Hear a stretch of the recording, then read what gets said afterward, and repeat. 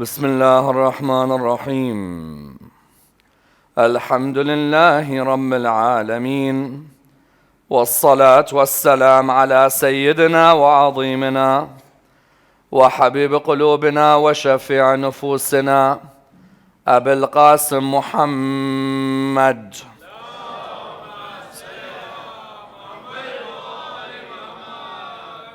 وعلى أهل بيته الطيبين الطاهرين وأصحابه الغر الميامين. الحمد لله الذي جعلنا من المتمسكين بولاية سيدي ومولاي علي بن أبي طالب. اللهم صل على محمد.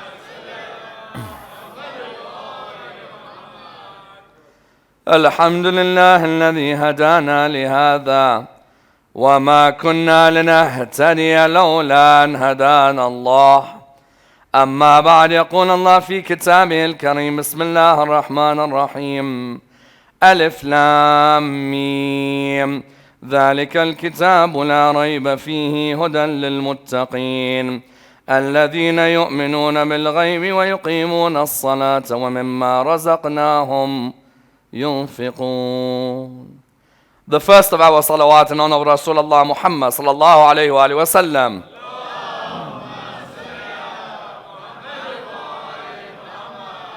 The second in honor of Amir al-Mu'mineen Ali ibn Abi Talib.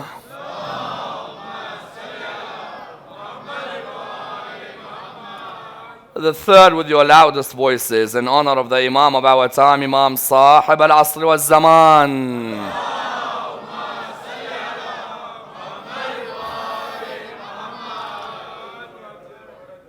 Respected scholars, brothers and sisters, Assalamu alaikum wa rahmatullah wa barakatuh. The discussion concerning the occultations of the 12th Imam is without a doubt one of the most important discussions within the religion of Islam. As we know, yesterday we left the discussion by talking of the beginning of the ghaibah of the Imam. Within Shia theology, our belief is, of course, that the Imam goes on two occultations. One that is known as Ghaibat al-Sughra, the other known as Ghaibat al-Kubra. Some term it as Ghaiba al-Saghira and Ghaiba al-Kabira. And as Mufid terms it, he calls it Al-Ghaiba al-Qusra as well as Al-Ghaiba al-Tula. You find, therefore, that within Shia belief, there is the belief that the Imam went on two occultations. Many turn around and ask the question, how is it that you believe in an Imam who you cannot see? Yes? And the idea that if many of the Shia world are asked the question that this Mahdi you believe in, where is he? You reply by saying he's an occultation. So you're telling me that you believe in an Imam who you cannot see? We reply, yes. But how can that be? As in, what benefit is an Imam in occultation? Why would this person be an occultation? As in, some will come and ridicule the followers of the school of Ahlul Bayt for following an Imam who they cannot see. Many times you hear people saying, these Shia believe in an Imam who's in a cave somewhere in Samarra. Or these Shia believe in an Imam who's not even helping them at the moment. Not only have they not seen him, they've never spoken to him. He's never helped them with anything. And now when they're going through oppression in Kuwait or in Iraq or in Sham or in Pakistan, that Imam is still in his ghaibah while they go through their oppression. You find therefore many begun to ask this question, that what is the basis of our belief in the unseen? I said, we know very well that if we're fortunate in our lifetime, this eye may get a glimpse of the Imam. But there's also a possibility that I may live my whole life without seeing the Imam once. When you ask someone, where is he? The reply is that he's in ghaibah. And our sixth Imam mentions this in Na'mani's ghaibah. He says that there are two ghaibahs. The first is the shorter occultation. The second is the longer occultation. In the first one, the highest and most trustworthy of the Shia will meet the Imam. Yes? In the second one, no. If he meets you, yes, the capability is there. But as for you having your private audience with him, no. Someone turns around and says, then why do I need an Imam who I can't see? Yes? As in, what is this belief in occultation? All the other 11 Imams I saw, All the other 11 Imams had their companions. Now we are a generation who never saw. As in, are those people who saw Imam al-Hussein, aren't they more fortunate than us? They were able to see the Imam on the earth, whereas we're not able to see. So some began to doubt. And that's why Imam al-Sadiq taught a dua to Zurara about this very issue of the doubt concerning the period of Ghaibah. Yes? Because I don't blame anyone in this period of Ghaibah if their Iman is tested. Yes? All of us. Our Iman is tested in this period. Imam al-Sadiq told Zurara, in the period of the Ghaibah will be a period of confusion. Yes? Tell our followers to recite the following dua. This dua, I want all of you, whoever listens here or on television, the internet, wherever you are, try and memorize this dua. Why? Because this dua shows you how belief in the unseen has a hierarchical basis. What do I mean? I mean that belief in the Ghaibah, it doesn't start with the Mahdi. It actually originates higher than the Mahdi. Imam al-Sadiq tells Zurara, tell us, our followers, to recite, Allahumma arifni nafsak.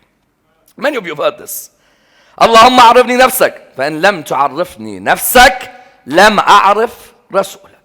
Allahumma arifni rasulak. فَإِن لَمْ تُعَرِّفْنِي رَسُولَكَ لَمْ أَعْرِفْ حُجَّتَكَ. Allahumma arifni hujjatak. فَإِن لَمْ تُعَرِّفْنِي حُجَّتَكَ ضَلَلْتُ عَنْ دِينِي. Listen to this dua. Oh Allah, allow me to know you. For if I don't know you, I'll never understand your messenger. Ya Allah, allow me to understand your messenger. For if I don't understand your messenger, I will never understand your hujjah. Ya Allah, allow me to understand your hujjah. For if I don't understand your hujjah, I have deviated from my religion. Yes? Imagine here on the first level, Imam al-Sadiq says what? Don't straight away say, let me understand the hujjah. First ask yourself, have you understood Allah subhanahu wa ta'ala? The moment you've understood the existence of Allah, the ghaibah of the hujjah doesn't become difficult. Yes? And you'll come to see what I mean by this. Therefore, when now you as a father are asked by your son or your daughter, or you as a mother asked by your son or daughter, how can we prove that 12th Imam is actually existing? We can't see him. Yes? Where is this idea of the belief in the unseen? Naturally, on the first level, there are many things in the history of humanity that we've believed in that we've never seen. I'm sure you all agree. There are many things now and 1,000 years ago that we've believed in that we've never seen. I'm sure there are certain cells in our body that only a few hundred years ago we didn't even know were existing, and we've never seen them with the naked eye. Likewise, there are other areas of our life, whether it be magnetic waves, electronic waves, sound waves, whether it be electricity of different types that we've never seen, but we believe in, yes? On the first level, someone may give a very trivial answer like that not everything that we believe in, it means we've never necessarily seen. However, the Quran has made it an even easier issue, yes? The Quran has said to those who make fun of us about our belief of the Mahdi being in Ghaibah, the Quran has replied to them by saying to them, one of the central beliefs of any Muslim is to believe in that which they cannot necessarily see. As in, we know generally as human beings, our senses are limited in what we can perceive. Our senses, whether it's my sense of sight, for example, is limited in what it can perceive. There are only certain things of the existence that I can perceive. Even the world of energy, info energy may surround my existence and I can't even see it, yes? But the Quran said, even if you don't go to these things, just look within the central tenets of what it means to be a muttaqi. You will see one of the signs is to believe in that which you cannot see. Let me examine this in order that we're able to answer those who say, how could you believe in an imam who you cannot see and who's in his ghaibah? And I'd like to do this in the following stages. Number one, how does the second surah of the Quran show that if you want to be pious in the eyes of God, believing in the unseen is one of the most important things? Number two, how did we come to an understanding of a God that we cannot see? How does Ali ibn Abi Talib reply to the person who said to him, have you ever seen God? Number three, why is it the human wants God to be made into an image? What is that feeling in the human being that has always, since time immemorial, wanted to deify or put God into the form of an image? Number four, are there Muslims who have made God into an image? And if they are, why have they made God into that image?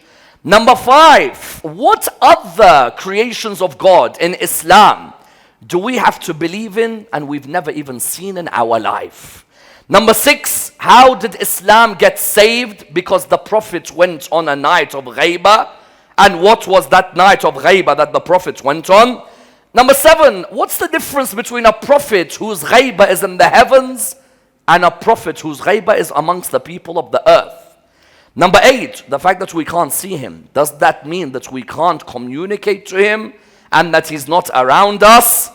And number 9, of the utmost importance, how do the poets of Al-Muhammad discuss the reasons of the occultation of the Imam? Let me examine this in order that we're able to reply to those who talk about the ghaibah in a negative manner.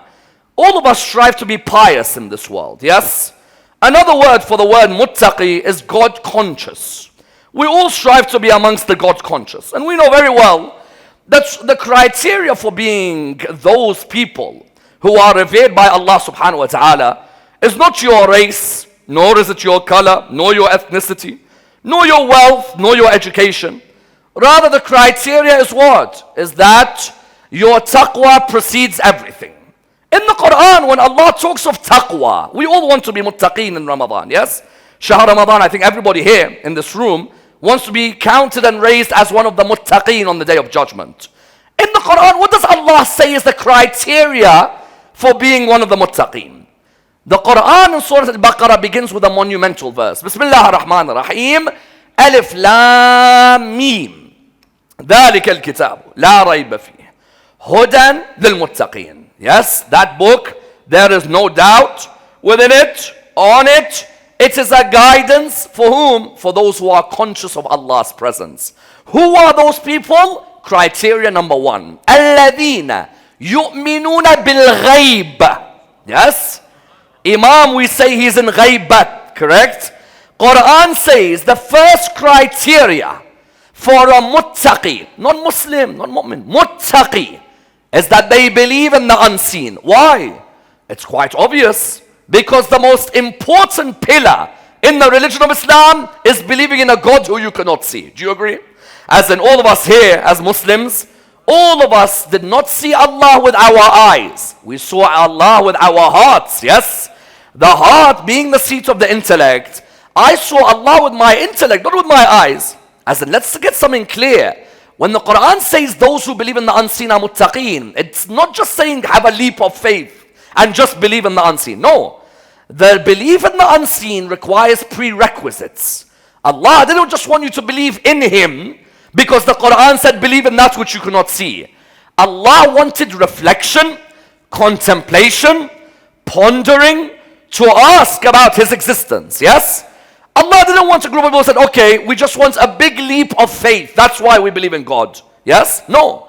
He wanted people who would make rational inquiry, then reach a conclusion that Allah exists. Yes? Because there are many, if you ask them, how do you believe in God? They say, I felt God. Feeling God doesn't do anything for me. Yes? If you feel Vishnu and I feel Krishna and I feel God and everything, that's not giving me anything but leaps of faith. How did you have a theological conclusion, and no problem, even scientific conclusion, that God exists? Yes? Yes, at the end of those conclusions, you have to have that belief in the unseen. But up to that point, there requires inquiry. Someone came to the Imam Amir al-Mu'mineen, someone came to said, Ali, have you seen God? Imam replied, how can I believe in a God I haven't seen? Have you seen God? He said, how can I believe in a God I haven't seen? I didn't see Him with the eyes. I saw Him with the certainty of the heart. Yes? Certainty of the heart, what does it mean? It doesn't just mean, oh, I felt God. It means I intellectually studied, reflected on the world that surrounds me and came to a conclusion that there must be an existent who these eyes can never perceive. Yes? That I believe in an existent, if He is seen, then I have defined Him. And if I've defined Him, then He is limited. And if He is limited, why am I worshipping that with limitations?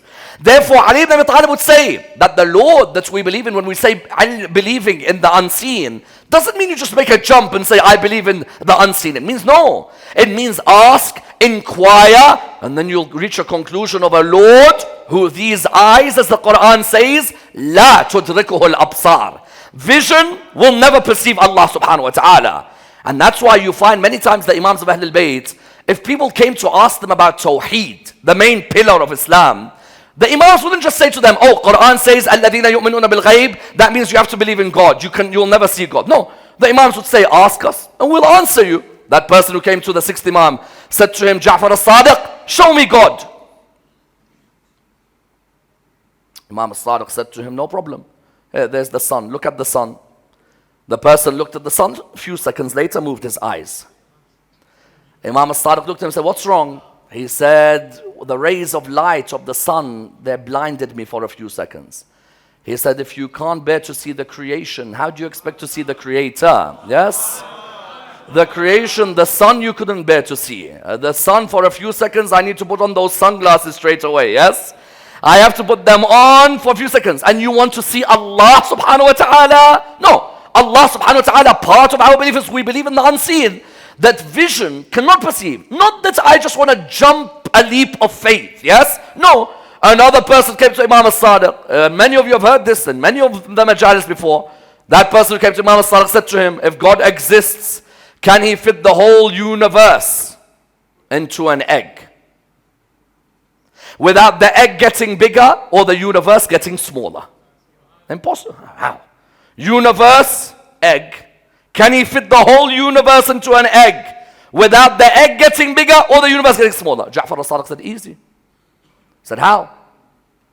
He said, how many senses do you have? He said, 5. He said, name them. He said, I see, I touch, I taste, I smell, I hear. Yes? He said to him, what do you see with your sight? He said, I see buildings, I see trees, I see forests. Imam said, if your Lord can fit all of those things into your eyes, you think he can't fit the universe into an egg? Yes? As in when you walk in Manhattan, you walk in Fifth Ave, yes? You see those skyscrapers. Allah, who could put a skyscraper that big into this eye, he can't put the universe into an egg. The point was what? The point was Ahlul Bayt. The first pillar, the Quran said, of the muttaqeen, yu'minuna bil ghaib. That all of us, our first pillar is what? It wasn't 12th Imam. That's when 12th Imam went into ghaibah, I believe in an Imam I can't see. Nor was it the Prophet. Allah subhanahu wa ta'ala is existent, I've never seen, but that I believe in. Do you ever go to another Muslim and say, where's this Allah of yours? Yes? No, he'll say to you, Allah can never be perceived. Most Muslims say, Allah can't be perceived. No, there's a handful who say yes. And you go to Saudi Arabia today, go to the Wahhabi school, when it comes to the body parts of Allah subhanahu wa ta'ala, they say Allah sits on a throne on the day of judgment. Yes? They describe to you the beard of Allah, and that even these people, Muhammad bin Abdul Wahhab, Ibn Taymiyyah, yes, the very reason that we see this in the world that's happening, yes, all this terrorism that you see in the world today, the heretics, sadly, are the ones who are behind this. You find without a doubt that these people would say, they would give a lecture on Mimbar. They say, we come down, Allah comes down from the heavens like we come down from the Mimbar. Yes? Allah has a hand. They asked one famous speaker in Bombay. I won't mention his name here. You know him. Very famous speaker in India. Yes, from other schools in Islam. They said to him, you believe Allah has a body? He said, yes. He said, how? Quran says, لَيْسَ كَمِثْلِهِ Shay, there's none like Allah subhanahu wa ta'ala. He said, yes, you're right. We have 5 fingers. Allah maybe has 1,000. And so then why are you making fun of the Hindus?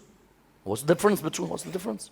If you're saying Allah might have 1,000, the Hindu at least when he puts a statue, we don't see 1,000 hands. Yes? You find therefore that they say what? Allah will be seen on the day of judgment. Why? Because to them, a Lord who exists has to be seen. Quran said no. الَّذِينَ يُؤْمِنُونَ bil Ghaib. Those who believe in the unseen is the first sign of taqwa. Yes? The first sign of taqwa are those who believe in what? In the unseen.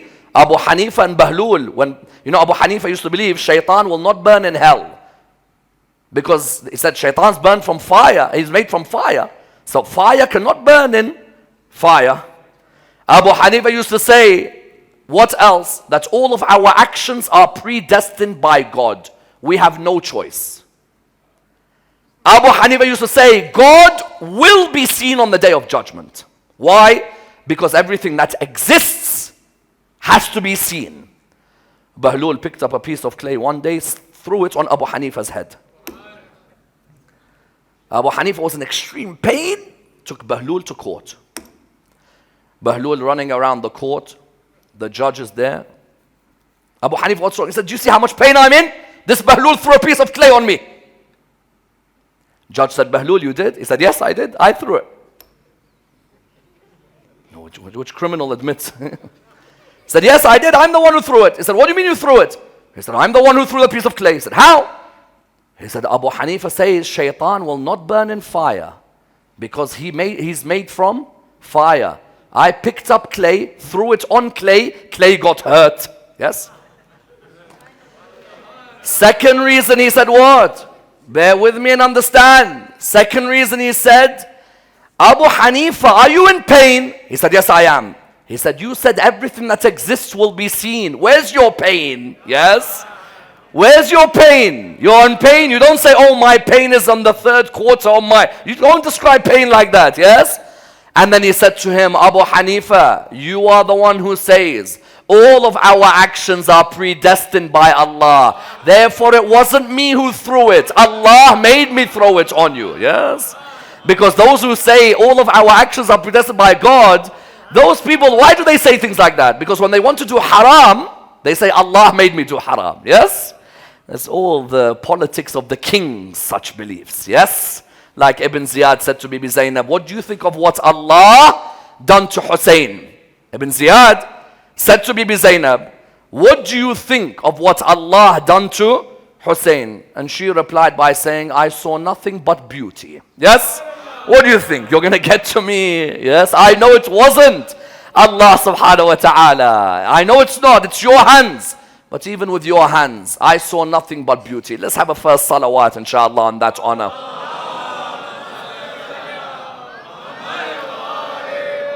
Second in honor of Sayyidah Zainab alayhi salam.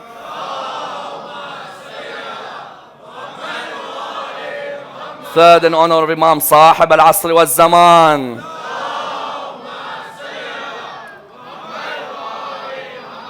Therefore, the school of Ahlul Bayt is the school that says Allah has no body.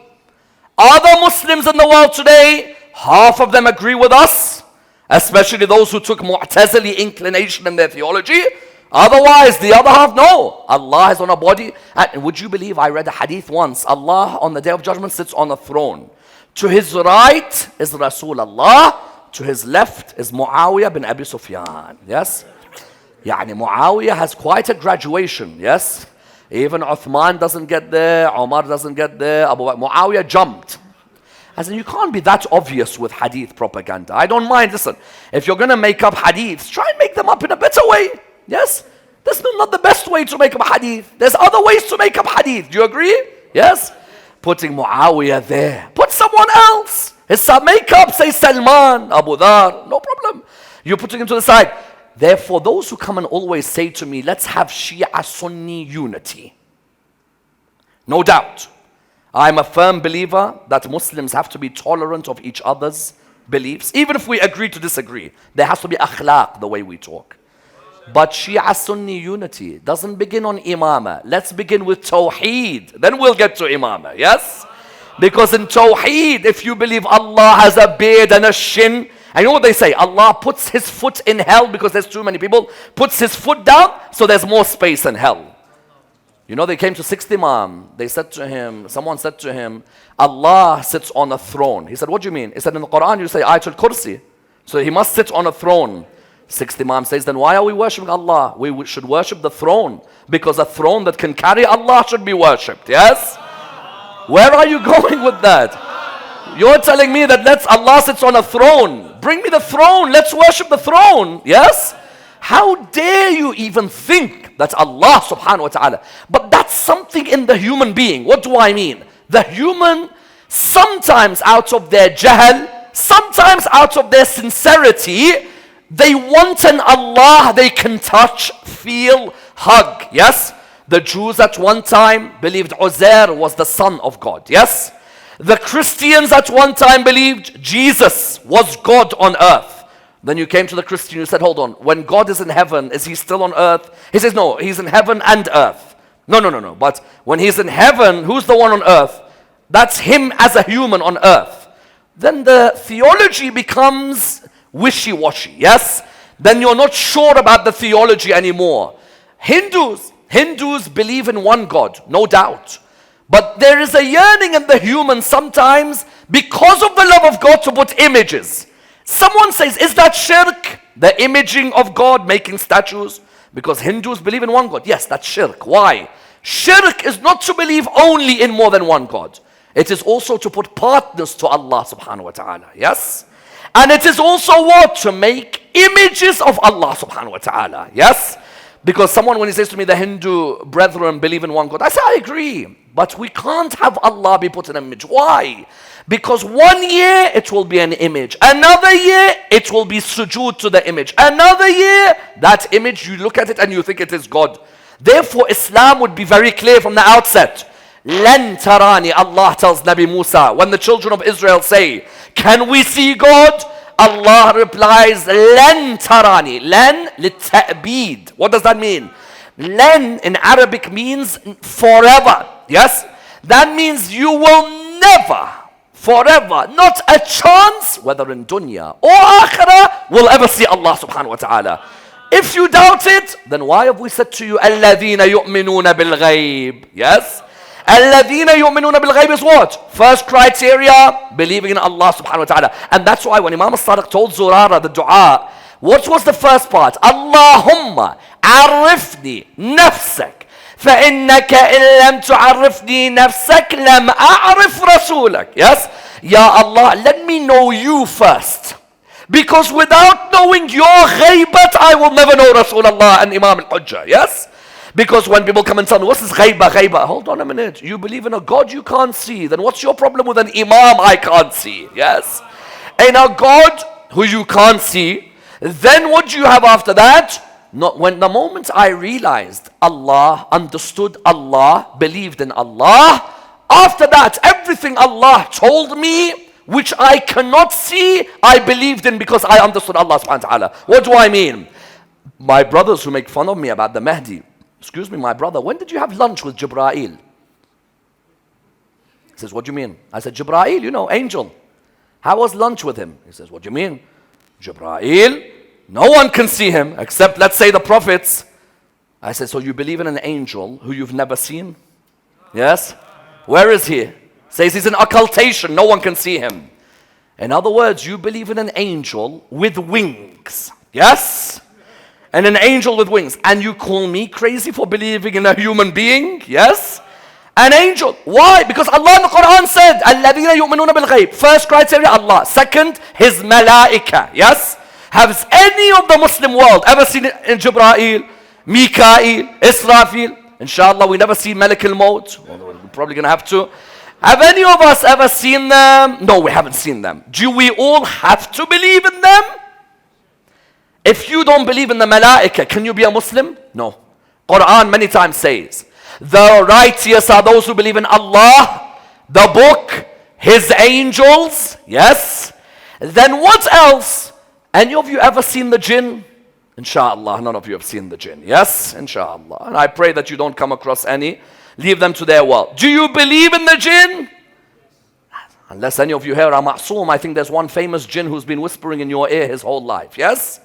You ever met shaitan? Ask any Muslim now. Shaitan, you met him? He say, I might have met shaitan, human beings. Yes? But the actual shaitan is jinn. I've never met him. Yes? Do you believe in shaitan? Yes. But where is shaitan? Show me him. No, shaitan's in ghaybat. Yes? Shaitan's in ghaybah? Yes, he's in ghaybah. Why when I believe in the Mahdi I'm stupid? Yes? You call me ridiculous. But shaitan who's been in ghaybah, there's no problem believing in him. Yes? Because when you believe Allah is in ghaybah, you have to believe in malaika. You have to believe in the jinn. Yes? You have to believe in all that. Then what else do you believe in? I beg all of you. Have you ever seen heaven or hell? Have you ever seen heaven or hell? Yes, maybe. Heaven, Anfield. Hell, Old Trafford. Yes? Maybe some have seen heaven or hell. No. No one has seen heaven or hell. No one has seen heaven or hell. Do we have to believe in heaven or hell as Muslims? Yes?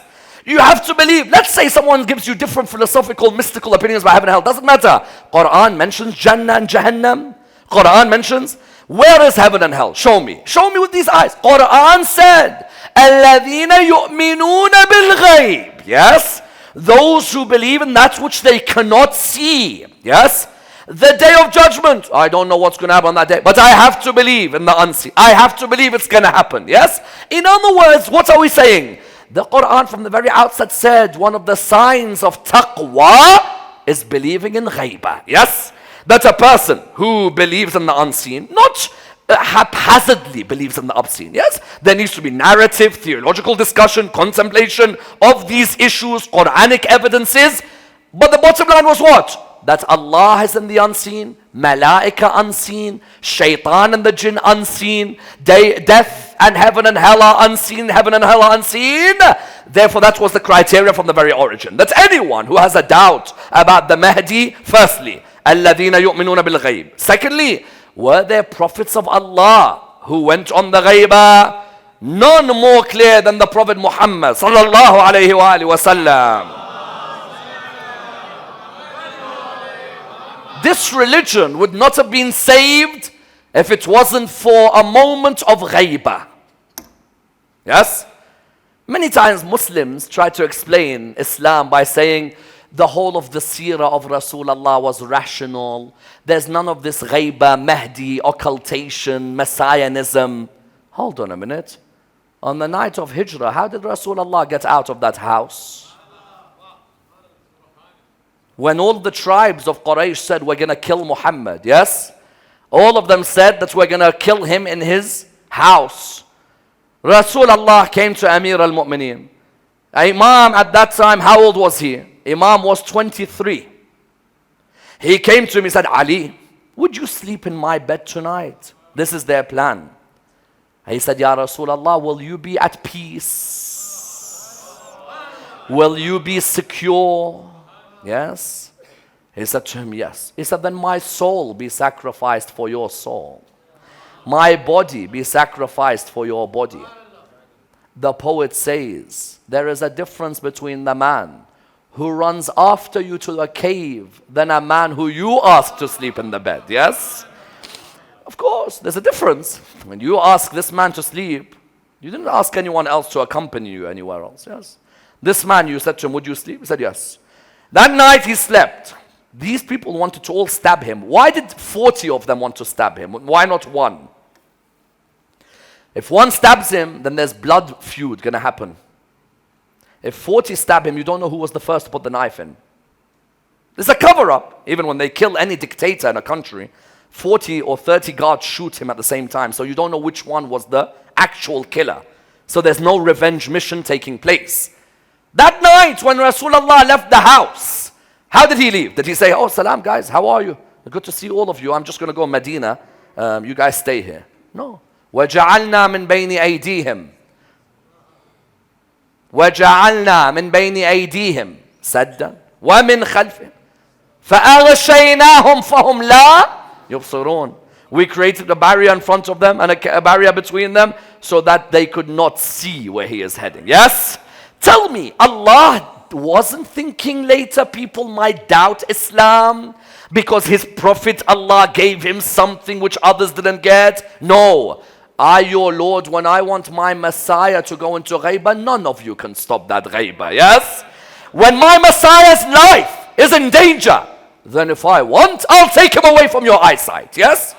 No Muslim doubts that when Rasulullah left the house that night, the soldiers did not see him when he left, yes? When we say the Mahdi went on ghaibah and no one in Samarra could see him, yes? They say his Mahdi, he went on ghaibah and he's in some cave. And why when Rasulullah, it happens to, there's no making fun of Rasulullah, yes? When Rasulullah left the house on the night of Hijrah, why did no one laugh and say, this is all ridiculous? No, Allah, when he wants to, he'll suspend the laws of science, correct? Allah, when he wants to, He'll suspend the laws of science if I want to. None of you will see Muhammad. Why? وَيَمْكُرُونَ وَيَمْكُرُ اللَّهُ وَاللَّهُ خَيْرُ الْمَاكِرِينَ. They plan and we plan, and we are the best of planners. Yes? You plan to surround the house of Rasulullah that night. You thought you're going to kill my servant. You thought you're going to kill my Messiah on earth at that time. Plan as you want. I'm the best of planners. Yes? Same with Bani Abbas. They surrounded the house of Imam al-Hujjah, thinking that we're going to kill him when he gets out. وَجَعَلْنَا مِنْ بَيْنِ أَيْدِيهِمْ سَدًّا وَمِنْ خَلْفِهِمْ سَدًّا فَأَغْشَيْنَاهُمْ فَهُمْ لَا يُبْصِرُونَ. Yes? There was a ghishawa. It was a complete seal on all of them. And that's why even the idea of ghaiba, Umar ibn al-Khattab, when Rasulullah died, he took out his sword. He made an announcement. Rasulullah is not dead. Muhammad is not dead. He has gone into ghaiba like Nabi Musa went to ghaiba. Hold on. Those who deny ghaiba, Umar himself, when Rasulullah died, he took his sword out. I will kill anyone who says Muhammad is dead. This is in the books of Ahlul Sunnah. Anyone who says Muhammad is dead, I will kill him. He's gone into ghaiba like Nabi Musa. Someone says Nabi Musa went into ghaiba twice. The first time when he went on Mount Sinai, he was away from his people for 40 days. The other time was what? When he went to Madian, far from the people of Egypt. Yes? When he married the daughter of Nabi Shu'aib, he stayed in the farm away from the whole of society. Yes? Did that mean that he was dead? No. It's just that the people couldn't see him, but he could see the people. Yes? He was in a ghaiba. Umar took his sword out. He said, whoever says Rasulullah is, whoever says Muhammad is dead, I'll kill him. He has gone on ghaiba. Those who make fun of our ghaiba, Umar himself attests to the fact that a prophet of God may go on ghaiba. Then Abu Bakr told him, listen, calm down. Yes. Stop this waving of your sword on everybody. Yes. But the point was what? The point was that Umar had made it clear, we believe in the ghaiba. If Musa went on ghaiba, then Rasul could go on ghaiba, even though Rasulullah clearly had died already by that time. Someone asks, were there others who Allah had mentioned who had been on a ghaiba? As in, were there other prophets who had been on a ghaiba who Allah subhanahu wa ta'ala maybe did not allow the people to see them, but allowed them to live? You find there are a number of prophets. Us and our brothers in Ahlul Sunnah believe that they're in ghaiba right now. Yes? A number of prophets. The first of them who? Prophet Khidr alayhi salam. Do you agree? Prophet Khidr, they say that he's still alive until today. That man who had his communication with Nabi Musa and the famous story of Surah Al-Kahf, the person who taught Musa about wilayat takwiniya. Musa already knew wilayat tashri'iyya. Prophet Khidr alayhi salam who taught dua Kumail to Imam Amir al-Mu'mineen alayhi salam. That Prophet Khidr, when he teaches dua Kumail to Ali ibn Abi Talib, yes, who Imam then teaches to Kumail bin Ziyad. That Khidr, how is he teaching things to Ali ibn Abi Talib if he lived in the time of Musa? Yes, it's because Allah let him live in ghaiba. Yes, الَّذِينَ يُؤْمِنُونَ بِالْغَيْبِ. Those who believe in the ghaib. Nabi Khidr alayhi salam, according to certain scholars, he's alive until today. That's one prophet. Another prophet is who? Nabi Idris alayhi salam. There is opinions that Nabi Idris, when Allah says about him that we raised him to a lofty station, some say that was his exalted position. Others say no, it's not his exalted position. It's that Allah raised him away from his nation. Yes? His nation, who may have had certain oppressive personalities who wanted to kill him, Allah decided, I'll allow him to live, but none of you will gain access to see him. Yes? None of you. All of you need to understand that he's alive, but you cannot see him. Another one who is alive, but we cannot see him, Nabi Isa alayhi salam. Yes? How old is Nabi Isa now? 2000 and, let's say 15, for example.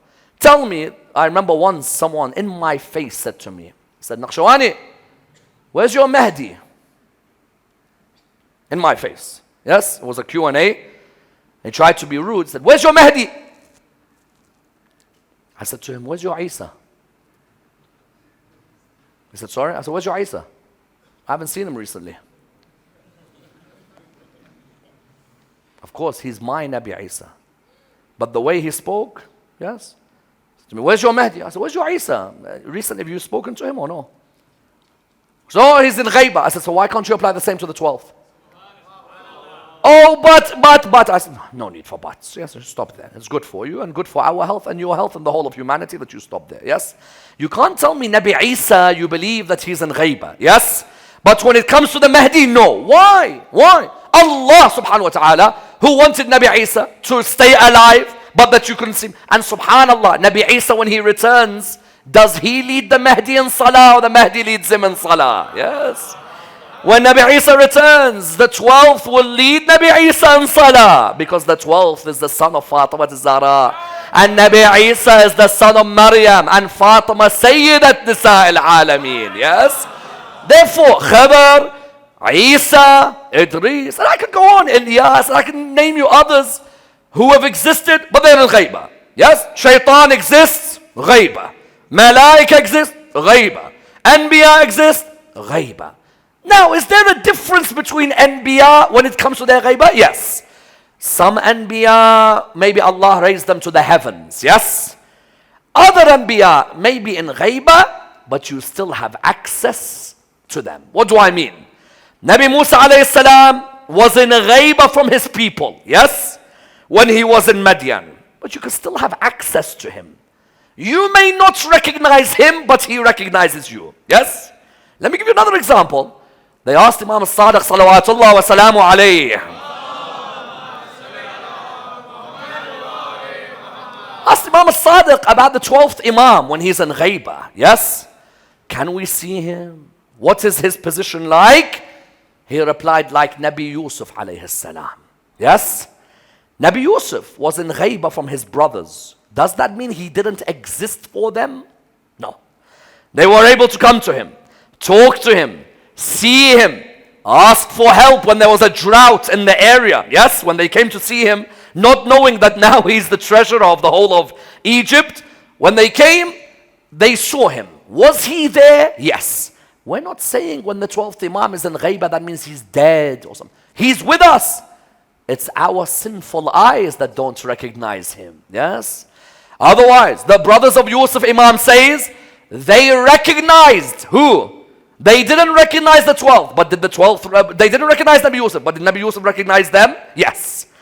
Does that mean that Nabi Yusuf, because he was a Ghaiba to them, what was the Ghaiba? Not that he's somewhere in the clouds or somewhere on the 7th heaven. No. He's in this world with them, the same earth as them. But you may see him and not recognize him, but he sees you. And that's why we have a hadith from the Imams, that when the Mahdi reappears, we'll see him and we'll say, oh my God, how many times have I seen you before? Yes? How many times have I seen you? We're not talking when we say Ghaiba about a man who's got taken to the heavens with no eyes. No, in the same streets over here. In Hajj you may see him. On your ziyarats you may see him. You may see him when you're ill and you need some help. Yes? But whether I recognize him? No, I probably won't recognize him. When he reappears, I'll look and say, subhanallah, how many times I've seen you before? Yes? What does that mean? That means the Imam is amongst us, walking amongst us, seeing what we do on a daily basis in different parts of the world. Don't imagine the Imam. And this is the problem with the Shia. Yes? When they talk about Imam Mahdi, they talk about him as if he's not with them. As if he's somewhere far away. Yes? No. I don't want us to be like those who believe in the Dajjal. Our brothers in Ahlul Sunnah, they say Dajjal is locked up on an island somewhere. Since the time of Rasulullah. Yes? We believe in the Mahdi. 300 years after Rasulullah, they make fun. Dajjal is locked up in an island from the time of Rasulullah. Yes? Don't imagine your Imam is like this. The importance of your Imam is how much importance you give him in your life. You think about him, you want help and support and using him as a wasila, Allah will help him to be your wasila. If however you just look at him as an abstract, generic, theoretical concept, then that's all he is to you. Simple. That's all he will be to you. If you actually take him and you say, Allahumma arifni nafsak, فإنك لم تعرفني نفسك لم أعرف رسولك اللهم عرفني رسولك فإنك لم تعرفني رسولك لم أعرف حجتك. Allahumma arifni. Ya Allah, let me get to know your hujjah. Please, please. Ya Allah, I know these eyes are sinful. This is the only reason we can't see the Imam. It's because of the amount of dust our eyes have gathered from haram. Yes? Because a pure sight like that, only the pure eyes gain access to. Yes? Those who would have had the opportunity to have met him would have been those who took him as really in their life. Yes? Not as someone who's in a heaven somewhere up there or doesn't exist. No, they actually believe that he exists. They've asked Allah to show them him, and they cry in dua, Nutba azizun alayya an ara al-khalq wa la tura. They cry in dua, Nutba, every Friday morning, it hurts me that I see all of the creation, but I don't see you. Yes? That's the thing that pains them the most. That, Ya Allah, how do I see everyone? And I can't see the hujjah. Yes? Isn't that the ultimate dream? Someone asks, why the ghaibah? Yes? So why did he go on these ghaibahs? The first reason is because of the fear of life being killed at that time. What did we say? They surrounded Rasulullah's house on the night of Hijrah. Yes? They surrounded the house so they could stab the hujjah, kill the hujjah. Because of that, the first reason the ghaibah was what? Allah made sure you plan, I plan. I'm the greatest planner. Yes? You tried to kill my prophet on the night of Hijrah. I made him walk past you, you didn't see him. Those who believe in ghaibat, they'll know that I did the same with Mahdi as well. First. Second reason he's in ghaibah, to test our faith in him. Sometimes people say to me, I wish I was with Imam al-Hussein, so I could have seen Imam al-Hussein. Even if you saw Imam al-Hussein, what do you think? It would have made you religious? 72 turned up to Karbala. 6th Imam says, the greatest are those who believe in the hujjah. Because the others saw their imams. Those who believe in the hujjah haven't seen him, yet they love him. Haven't seen him, yet they believe in him. They are the greatest of companions. Yes? Allah will raise them like they were shuhada with Rasulullah at war. Those people who work to prepare the reappearance. Yes? The second is what? Allah is testing us. It's a period of confusion. At that time, between 260 and 329, a number of books were written about the Hira. Ibn Babawayh wrote a book about the Hira. Nahawandi wrote a book about the Hira. Himyari wrote a book about the Hira. They all wrote books because it was a period of confusion.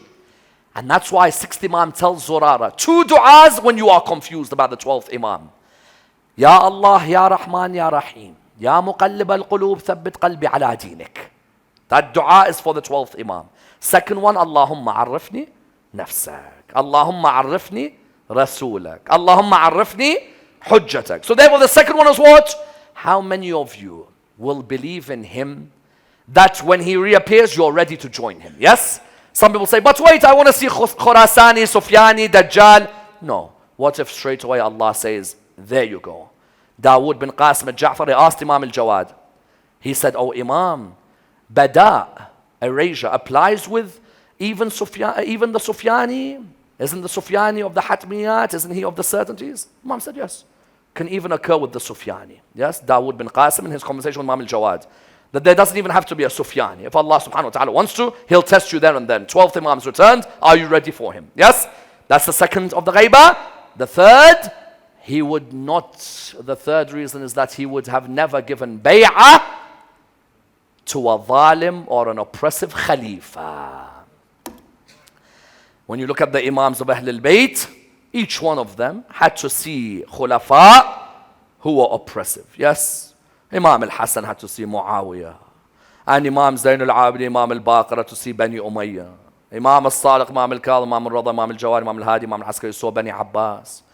They had to live in periods where these people were oppressing them, where they were put in difficult positions. Look at Imam al-Rada, how difficult the position they put him, where they made him leave his home to go and live in Mashhad. Yes? His children, Imam al-Jawad not next to him. His sister Bibi Ma'sooma in Qom alone.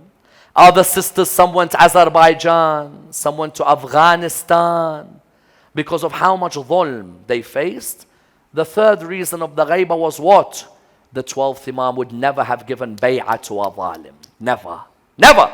Allah would have spared him that moment of having to live under a zalim government. Yes? For when he returns, he'll establish the government of adala and remove the government of tyranny. Like whom? He'll stand up against dhulm like his grandfather, Abu Abdullah. Yes? Abu Abdullah would not give bay'ah to Yazid. Yes? He said to Allah subhanahu wa ta'ala, I left the world for the sake of you. I orphan my children so I may see you. Yes? If they cut my body into pieces for the love of you, my heart wouldn't lean to any other but you, Ya Allah. Yes? And that's why the poets of Ahlul Bayt, they would always write about the 12th Imam. You look at the great poets, Haydar al-Halli, al-Himyari, al-Hamadani, Da'bal bin Ali al-Khuza'i. Whenever they would write poetry about the 12th Imam, they'd compare this thought. The 12th will not give bay'ah to the zalim like Abu Abdullah gave no bay'ah to the zalim of his time. Yes? Hayhat minna dhillah. Never a man like me will be humiliated. Yes? Never. I will never give bay'ah to that tyrant. Abu Abdullah, your words echo in the words of all great poets today. And that's why Imam al-Rada alayhi salam would tell his poets, do poetry. Talk about Imam al-Hujjah, but also remind me of Imam al-Hussein when you're talking. Yes? And who would sit next to Imam al-Rada alayhi salam? Da'bal bin Ali al-Khuza'i. Yes? Da'bal bin Ali al-Khuza'i, one of the greatest poets of Al Muhammad. He would sit next to Imam al-Rada. There is one occasion, Imam said to him, recite a majlis for me, Da'bal. Recite poetry for me. Yes? These same lines are by Imam al-Rada's shrine in Mashhad today. Yes? May Allah bless all of you to go to Mashhad al-Rida.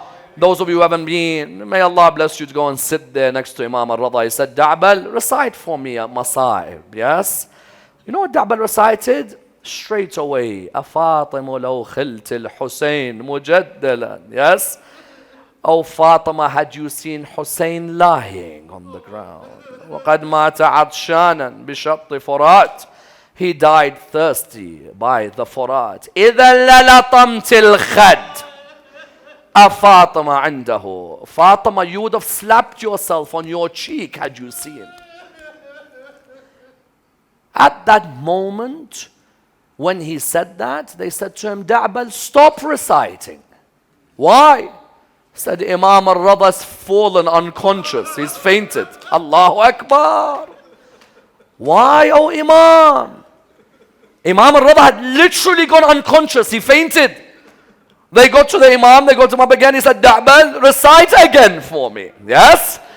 And at that moment he said to him, أَفَاطِمُ لَوْ خِلْتِ الْحُسَيْنِ مُجَدَّلًا وَقَدْ مَاتَ عَطْشَانًا بِشَطِّ فُرَاتٍ إِذًا لَلَطَمْتِ الْخَدْ أَفَاطِمُ عِنْدَهُ. Again, Da'bal, stop. He said, why? They said, Imam al-Rada has fallen again.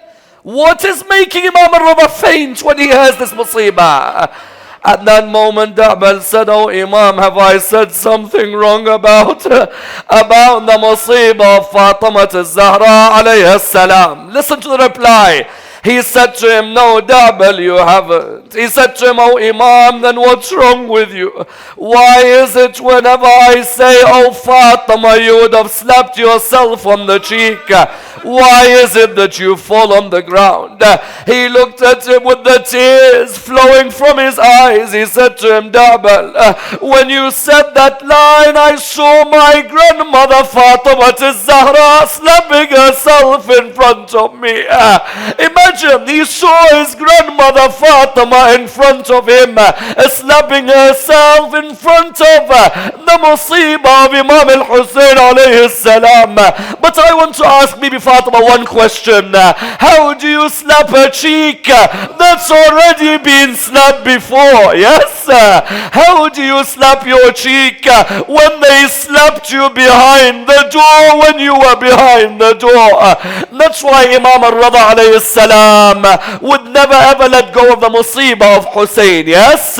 Every time Imam al-Hujjah would be remembered, he'd take it back to Imam al-Hussein. And even when he was dying, the narration narrations mention that when he was dying, he was on this mattress, and the poison had begun to surround his holy body. When the poison surrounded the body, he asked his companions, what did he say to them? He said to them, I beg you, lay me out on the ground. They said to him, Imam, but your body is in pain. Let us leave you on this mattress. He said to them, no, let me go and die on the ground.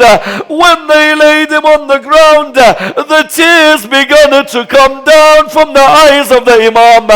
They said to him, Imam, why did you want to be on the ground when there's a mattress which is softer for you?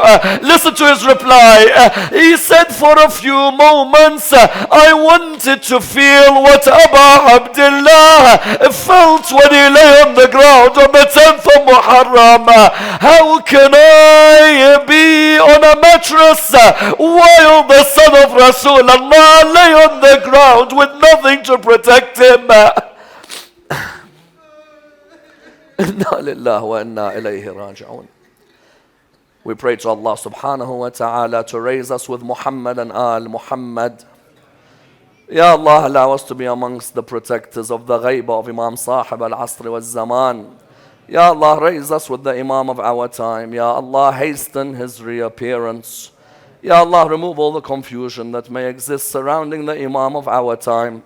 For all of our brothers around the Islamic world, Ya Allah, restore peace and prosperity in their lives. Our brothers in Kuwait, Ya Allah, remove the oppression that they face in their lives. For all of our brothers, unite them under the banner of Muhammad and Al Muhammad. All of us together, we pray to Allah subhanahu wa ta'ala, Allahumma arifni nafsak. Yes? فإنك إن لم تعرفني نفسك لم أعرف رسولك. اللهم عرفني رسولك. فإنك إن لم تعرفني رسولك لم أعرف حجتك. اللهم عرفني حجتك. Ya Allah, let me know your hujjah. Ya Allah, let me see your hujjah. Ya Allah, let me be amongst the companions of your hujjah. Ya Allah, let me know your hujjah. For you know if I don't know your hujjah, then I have left my religion. Ya Allah, we recite a Surah Al-Fatiha, but before it the loudest of your salawat.